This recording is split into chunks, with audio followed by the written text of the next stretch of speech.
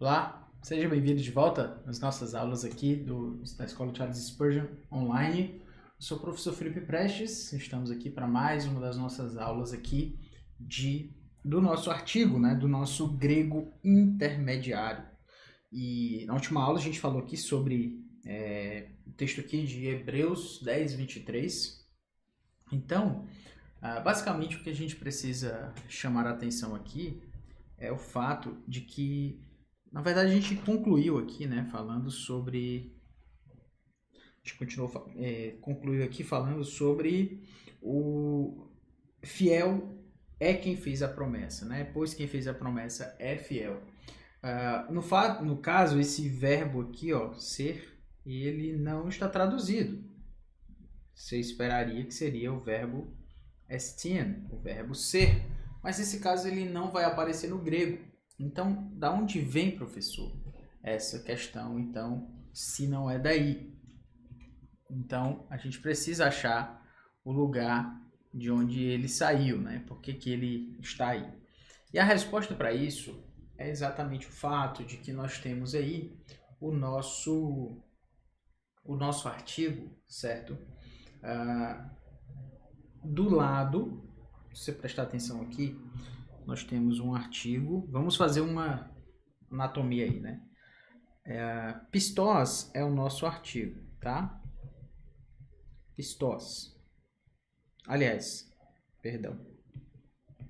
Nós temos um pistós. Esse pistós é o nosso adjetivo. Aí nós temos... Eu vou suprimir o gar, para ele não nos confundir, mas você sabe que ele está aí. Então, pistós, ro, artigo, ok? E temos epangeilamenos. Esse epangeilamenos,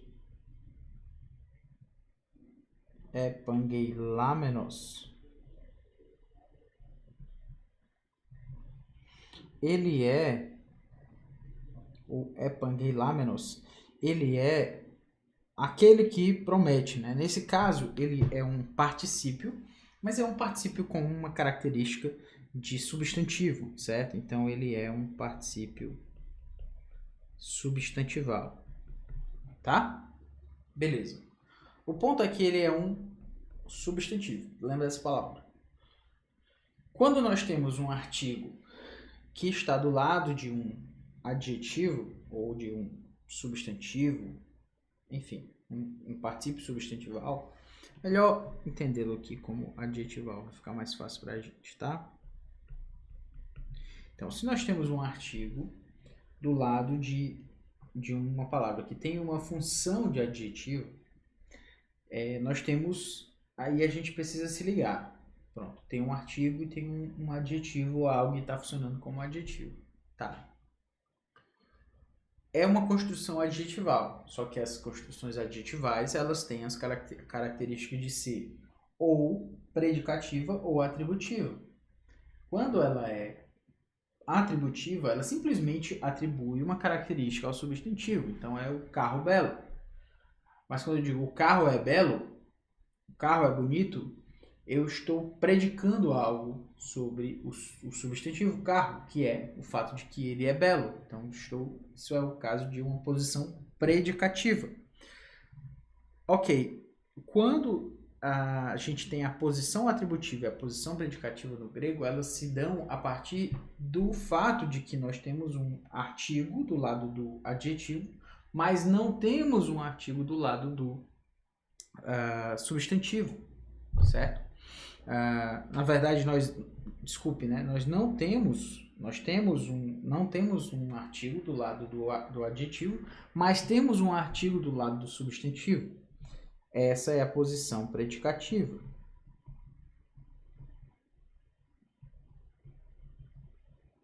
Por quê? Porque nós temos um adjetivo anartro. O que é um substantivo anartro, professor? Aliás, o que é um adjetivo anartro, professor? É um adjetivo sem artigo. E nós temos o nosso substantivo aqui, nosso artigo com a função de adjetivo, substantivo, anyway, de qualquer forma. O fato é que nós temos aqui um articular. Ok? Então, se nós temos um substantivo articular com artigo, né, e um adjetivo sem artigo, então nós temos a posição predicativa. É por isso que ele é traduzido aí como quem faz a promessa é fiel. Ok? Quem faz a promessa é fiel. Por quê? Porque é uma posição predicativa. O está predicando algo sobre esse que faz a promessa. O quê? Que ele é fiel. É daí que vem essa ideia de ser predicativo. Beleza? Muito bem, muito bem. Além disso, temos que marcar aqui o artigo como marcador de função dentro das locuções genitivas. Qual é a locução genitiva que nós temos aqui? Ten homologian tes elpidos. Ten homologia tes elpidos. O que é uma construção genitiva? Locução são duas palavras que trazem um significado em comum. Aliás, um significado, né? Duas palavras ou mais para trazer um significado. No caso, ela é formada a partir do seu substantivo núcleo. Ok? Qual é o seu substantivo núcleo? A confissão. Ten homologia. Certo? Essa é o substantivo núcleo. E aí nós temos o substantivo no genitivo. O substantivo genitivo, ele tem a função de atribuir características ao substantivo núcleo. Se ele atribui características, o que ele está fazendo aí? Ele está dizendo que essa confissão que nós fazemos não é qualquer confissão, é a confissão da esperança, a confissão da esperança. Por isso que esse da esperança traz esse aspecto, certo? Esse aspecto de uma característica com relação à confissão, a confissão da esperança. Portanto, o que nós temos aí é exatamente esse aspecto de uma atribuição a partir dessa locução genitiva, beleza? Muito bem, e os dois artigos é quem, digamos assim, marcam essa função dessas locuções, dessa locução genitiva, a homologian, a confissão da esperança. Se temos dois artigos, se temos o artigo em um, vamos ter o artigo em outra, beleza? E por isso, a confissão da esperança, o artigo marcando essa função da locução genitiva. Beleza? Vamos adiante. Agora, eu quero chamar a atenção porque o artigo ele vai ser utilizado não somente nas locuções genitivas. A gente vai passar para um novo assunto agora, que é o artigo como marcador de função dos substantivos indeclináveis. Professor, o que é o substantivo indeclinável? Bom, o nome está dizendo para a gente, né? É um substantivo que não recebe declinação, certo? Não recebe declinação. Ok? Professor, um substantivo que não recebe declinação? Exatamente. Nem todo substantivo grego recebe declinação. Já parou para pensar nisso? Nem todo substantivo grego recebe declinação. Alguns recebem, a maioria deles, mas alguns não recebem, tá? Então, se eles não recebem declinação, o artigo, por exemplo, os nomes próprios, alguns nomes próprios no grego são indeclináveis. Yosef, Israel, Jerusalém, são palavras, José, né, Israel, Jerusalém, são palavras que não recebem caso, tá? Só que elas têm caso. Não é porque uma palavra não recebe caso, ou seja, que ela não muda na sua forma, Não é porque ela não muda na sua forma que ela não muda na sua função, certo? Aprendemos que os casos determinam as funções sintáticas das palavras dentro da frase. Mas, declinação, é bom falar sobre isso, certo? Para ninguém se confundir.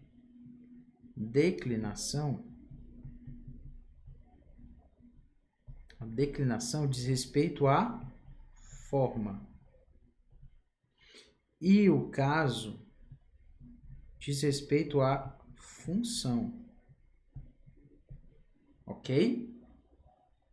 Declinação diz respeito à forma. Nós temos primeira declinação, segunda declinação, terceira declinação. Mas a função que essas palavras têm é determinada pelo caso. Tá? Por que eu estou falando isso? Porque não é porque uma palavra é indeclinável que ela perdeu a sua função. Se eu tenho a palavra Israel, ok? Minha palavra aqui, ó, Israel.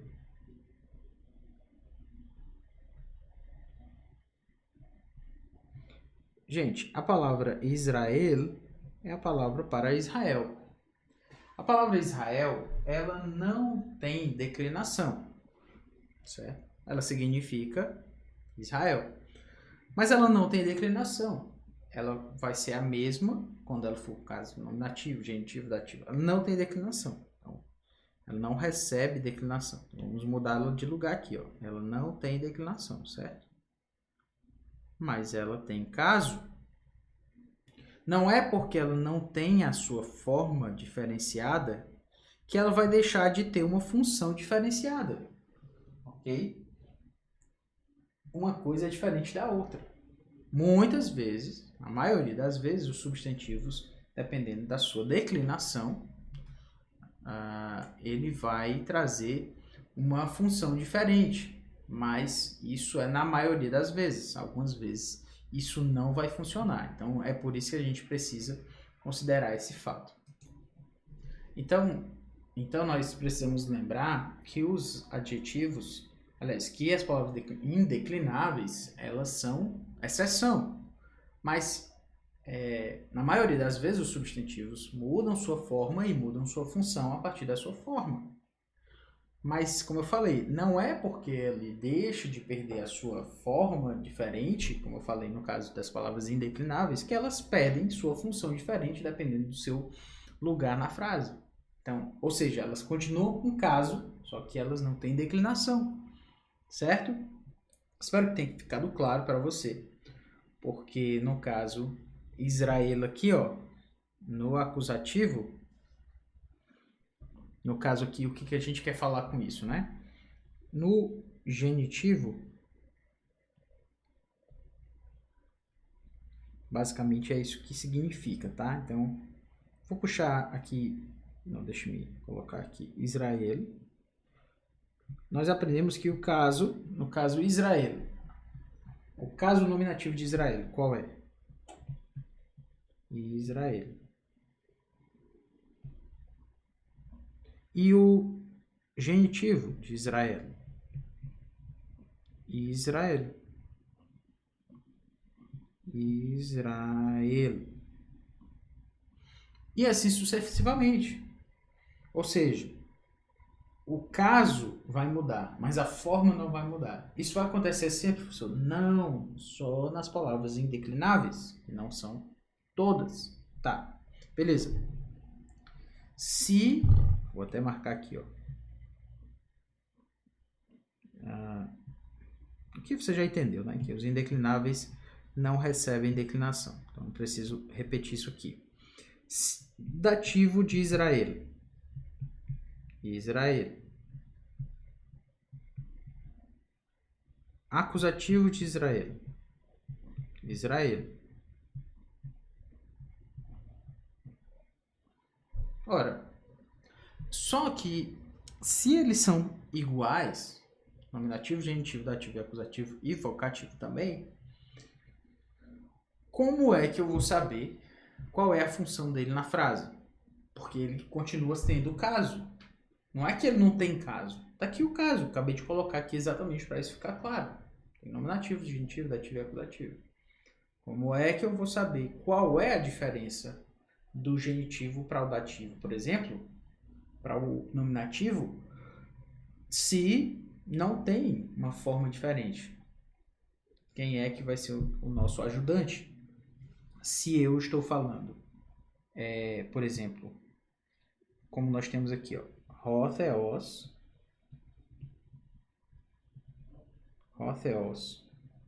tu, seu. Aliás, desculpe. Hotheos, tu, Israel. Professor, Hotheos, tu, Israel. Tá? Aqui nós temos Hotheos, você já sabe o que é, não tem muito mistério, né? Hotheos é Deus, o Deus. E tu, Israel, qual é o caso de Israel? Qual é o caso de Israel nesse ponto aí? Bom, se eu for olhar só pela sua forma, Israel, iota, sigma, rho, alfa, eta e lambda, se eu for olhar só pela sua forma, ele é igual, nominativo, Israel. Não tem diferença. É a mesma. O que vai me dizer qual é o caso de Israel? Porque Israel tem caso, só não tem declinação. O que vai me dizer? Artigo. Ou seja, o artigo, ele marca a função da palavra indeclinável Israel. Eu não sei qual é a sua função se eu não souber o artigo. Vai ficar difícil, já que ela é indeclinável. Como é que eu faço isso, então? Olho para o artigo. Eu costumo dizer para os alunos que se você ficar muito amigo do artigo, o artigo vai revelar várias coisas para você. O artigo é alguém de quem você precisa ficar perto. Ele deve ser o seu aliado no grego, certo? O artigo tem que ser o seu aliado, ele precisa ser aquilo que chama a sua atenção no grego. Por quê? Exatamente pelo fato de que ele, como artigo, certo? Como artigo, ele está ali para dar para lhe revelar o significado das palavras, certo? Para lhe revelar o caso das palavras. E como eu tenho colocado aqui, Hotheos, tu, Israel, o Deus de Israel. Eu só sei que isso aqui é um genitivo, certo? Eu só sei que Israel é genitivo. Por quê? Pela sua forma? Não, a forma já é tudo igual aqui. Como é que eu sei? Eu olho para o artigo. Seja amigo do artigo, certo? Podemos até fazer uma campanha, né? Seja amigo do artigo. O artigo é o seu amigo. Por que eu estou falando isso? Porque o artigo vai revelar para você, nem sempre, isso não só com relação às palavras indeclináveis.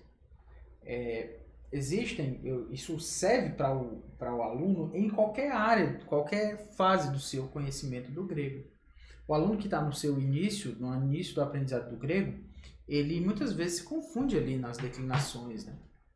Primeira, segunda, terceira declinação, especialmente a terceira, que é toda irregular e tal. Como é que eu vou saber qual é o caso das palavras? Bom, se ela tem artigo, fica mais fácil.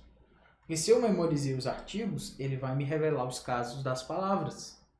O artigo fica do lado das palavras, então ele vai me revelar. Seja amigo do artigo. O artigo é o seu amigo. Então, sobre isso, a gente segue adiante e começa a considerar com relação ao nosso texto aqui. Israel é mais complexo, porque uma vez que você aprende as declinações, mesmo sem o artigo, você consegue identificar. Mas Israel não tem caso, não tem, declinação. Aí eu vou olhar para o artigo. Então, a função do artigo, nesse caso, como eu falei, ele é de trazer para você, de marcar a função para você dos substantivos, certo? Indeclináveis. Então vamos lá. Eulogetos, texto maravilhoso aqui, né? Eulogetos. Lembra que eu falei sobre eulogia, sobre abençoar, né? Então, eulogetos é a palavra, é o adjetivo no caso aí, né? O artigo para o adjetivo, melhor dizendo, para abençoado, certo? Abrindo aqui, Lucas 1:68. Bendito, seja bendito. Então, eulogetos é o adjetivo para abençoado, aquele sobre quem é falado bem, o bem falado, o bem comentado, o que é louvado, eulogetos. Nós temos, por exemplo, Romanos 9:5, deles são os patriarcas, e também deles descende o Cristo, segundo a carne, o qual é, sobre todos, Deus bendito, eulogetos, palavra linda, né? Eulogetos, bendito. Então, bendito. E aí nós temos Kyrios, eulogetos, Kyrios.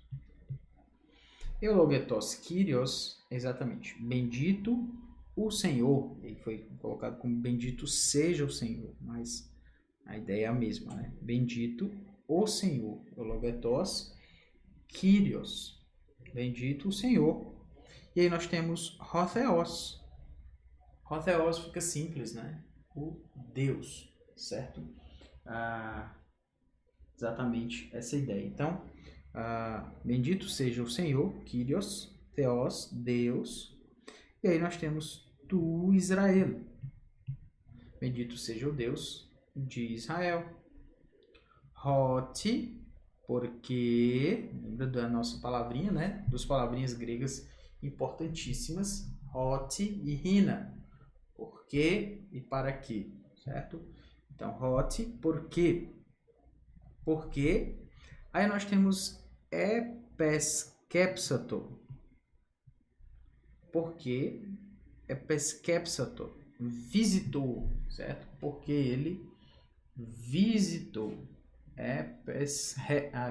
Epeskepsato. O verbo visitar, ele não vai aparecer muitas vezes no Novo Testamento, certo?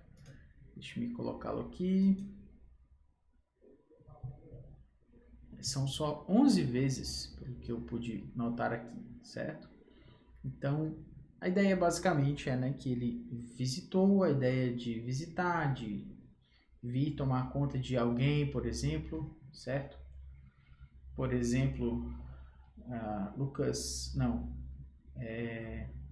Atos 15:14, né? Expôs Simão como Deus, primeiramente visitou os gentios, né? A fim de constituir dentre eles um povo para o seu nome.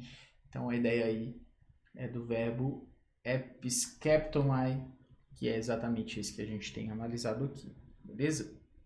Então Lucas 1:68,